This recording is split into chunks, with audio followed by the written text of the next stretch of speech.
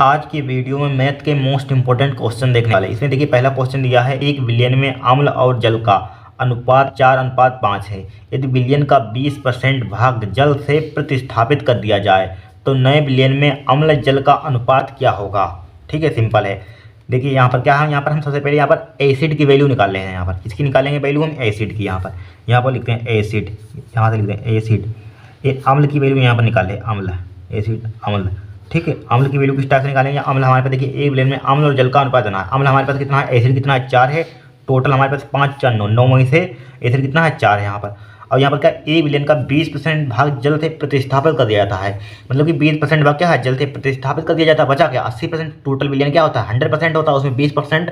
ठीक है, जल से हमारे पास क्या कर दिया, प्रतिस्थापित कर दिया गया। एसिड कितना बचा, 80%। 80% का मतलब क्या होता है, 80/100 होता है। ठीक है, 80/100 होता है हमारा, यही तो होता है। काटिए, देखिए 4 1 4 हो जाएगा, 4 दूनी 8 हो जाएगा, 4 पंचे 20 हो जाएगा यहाँ पर। ठीक है, 5 से काटिए, 5 25 हो जाएगा, और 5 1 5 हो जाएगा यहाँ पर, 3 बजे 5 30 हो जाएगा यहाँ पर। कितना हमारे पास, 16/9 5 45 हो जाएगा यहाँ, 9 5 45। तो एसिड हमारे पास देखिए 45 में से 16 क्या है हमारे पास, एसिड आ गया यहाँ पर।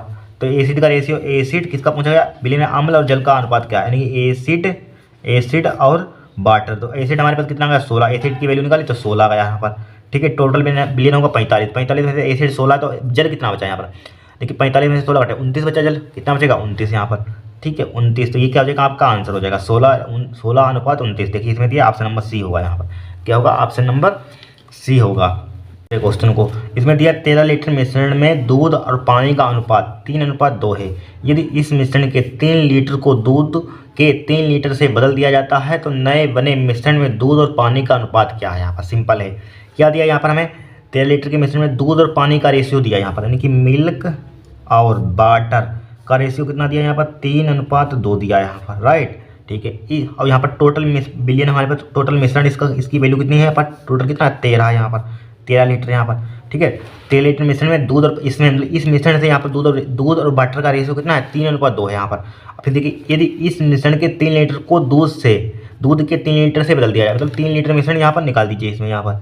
ठीक है, निकाल देंगे यहाँ पर 3 लीटर यहाँ पर, तो कितना बचेगा हमारे पास, अनुपात वही रहेगा यहाँ पर, 3:2 बचेगा यहाँ पर, 3:2 यहाँ पर। तो यहाँ पर 3 लीटर 13 से निकाल लिया तो कितना बचेगा हमारे पास, 10 लीटर बचेगा यहाँ पर। ठीक है, अब देखिए 3 2 5 का मान कितना दिया है यहाँ पर, यही 5 का मान कितना है, 10 लीटर है यहाँ पर। 5 का मान कितना है, 10 लीटर है यही। 1 का मान कितना हो जाएगा यहाँ पर, 5 का 5 5 दूनी 10 हो जाएगा, 1 का मान 2 हो जाएगा।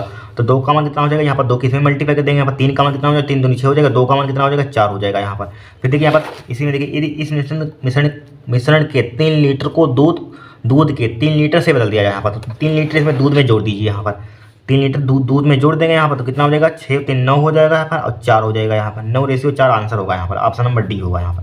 क्या होगा, ऑप्शन नंबर डी होगा यहाँ पर। ठीक है, सिंपल है, नोट कर लीजिए इसको आप को। इसमें दिया एक केन में 2 तरल पदार्थ P और Q का मिश्रण 8:7 के अनुपात में है। यदि मिश्रण का 5 लीटर निकाल लिया जाए और केन का शेष भाग Q से भर दिया जाए, ठीक है, तो P और Q का अनुपात 2:3 हो जाता है। ज्ञात कीजिए कि आरंभ में केन में कितने लीटर तरल पदार्थ P था। सिंपल है, देखिए क्या दिया यहाँ पर, एक केन में 2 तरल पदार्थ P और Q का रेशियो दिया यहाँ पर। ठीक है, कितना दिया यहाँ पर, P और Q का रेशियो, देखिए P यहीं पर लिख देते हैं, P/Q, इसका रेशियो में दिया यहाँ पर 8:7 यहाँ पर। ठीक है, देखिए यदि इस मिश्रण का 5 लीटर निकाल लिया जाए, ठीक है, क्या निकाला जाए, 5 लीटर निकाल लिया जाए, तो इसमें से 5 लीटर निकाल लेते हैं यहाँ पर। इस मिश्रण से 5 लीटर क्या निकाल दिया जाए यहाँ पर, इससे क्या निकाले, 5 लीटर हम निकाल रहे हैं यहाँ पर। तो रेशियो वही रहेगा हमारे पास, 8:7 ही रहेगा, 8:7 ही रहेगा। ठीक है, अब देखिए फिर क्या कर रहे हैं यहाँ पर, निकालिए, और शेष भाग Q से भर दिया जाए। ठीक है, शेष भाग हमने Q से भर दिया यहाँ पर इसको। ठीक है, Q से भर दिया जाए तो P और Q का अनुपात कितना हो जाता है हमारे पास, 2:3 हो जाता है यहाँ पर, 2:3 हो जाता है यहाँ पर, राइट, 2:3 हो जाता है। तो देखिए यहाँ पर हम Q से भर रहे हैं तो इसका रेशियो बराबर कर लीजिए यहाँ पर। ठीक है, Q को भर रहे हैं यहाँ पर, तो इसमें 8 बना लीजिए यहाँ पर, इसमें 4 की मल्टीप्लाई कर दीजिए, इसमें 4 की मल्टीप्लाई कर दीजिए यहाँ पर। ठीक है, इसमें 4 की मल्टीप्लाई, इसमें बराबर 4 दूनी 8, यहाँ पर भी 8 है यहाँ पर। अब देखिए 7 है यहाँ पर, अब 4 3 12 है यहाँ पर, 12 आ गया यहाँ पर। ठीक है, अब देखिए 7 से 12 हो गया, कितना यहाँ पर हो रहा है, 7 से 12 यहाँ पर, 5 हो रहा है, 7 5 12, 5 हो गया हमारे पास, कितना हो गया यहाँ पर, 5। ठीक है, मिला रहे हैं 5 मिला रहे हैं यहाँ पर। अब निकाल कितना है, 5, तो 5 का मान कितना दिया है, 5 दिया है। 1 का मान कितना हो जाएगा, 1 हो जाएगा, तो इसकी मल्टीप्लाई करेंगे वही आ जाएगा, 8 का मान भी 8 आ जाएगा, 7 का मान भी 7 आ जाएगा यहाँ पर।